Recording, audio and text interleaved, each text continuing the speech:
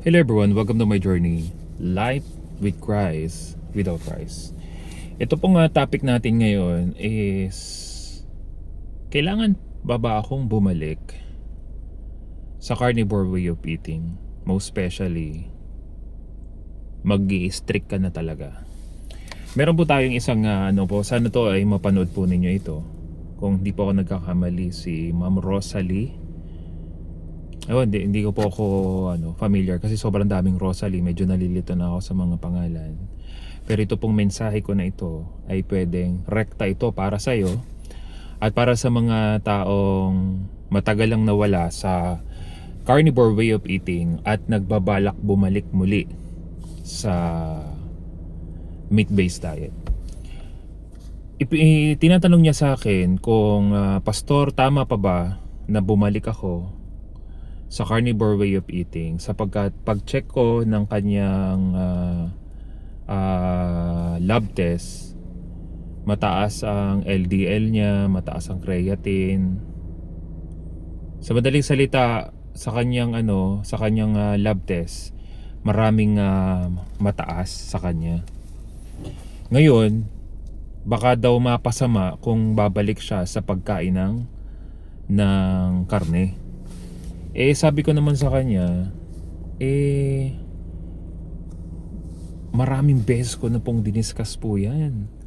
Kung mas maraming matataas sa yung lab test, tapos kung tatanungin, baka makasama ang pagkain ng karne.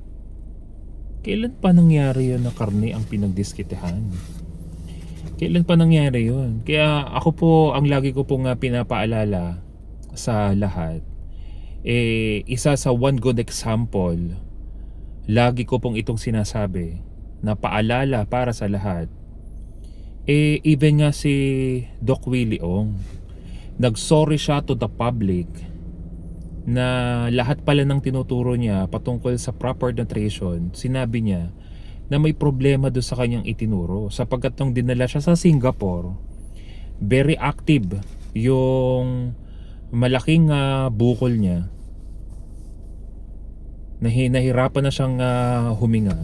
Pero nung nangyari, hindi naman talaga siya maoperahan sapagkat malaki yung veins na nakakonect, at nagulat siya nung dinala siya doon, mas volume na karne ang kinakain niya kasabay ng chemo niya. So kung ako po ay tatanungin po ninyo, mas malaki ang maitutulong kung volume na karne din ang kakainin po ninyo. Pero wag niyo po siya basta-bastang iaasa lang sa pagkain talaga ng karne alone. Hindi po pwede. Kaya nung ako mismo, mapapansin po ninyo, di ako nagkakamali, turning to 2 months na, medyo umaangat na to. Dinagdag ko na sa ginagawa ko volume na karne, and at the same time sinabayan ko siya ng workout. Active runner, active pa sa gym. Nako, ibang iba po talaga. At yung ilan sa mga inadvisean ko din na mas maging active ka, sapagkat nasa meat-based diet ka, mas maganda rin ang epekto sa kanila. Pero ilan po kasi talaga sa mga igina-guide natin, mas pinili lang nila na mag-change lang ng diet, pero katwiran nila busy sila sa trabaho, busy sila sa kanilang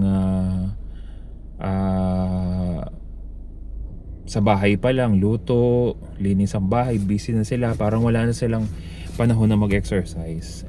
Ako na po nagsasabi sa inyo, marami rin akong kilala na kaya naman palang mag-exercise, mag-walking man lang, o magbuhat-buhat, kaso balik ko na ito, di ba? Yun naman pala, kaya naman pala hinintay pang mabalik ko ang daliri, hinintay pa, di ba?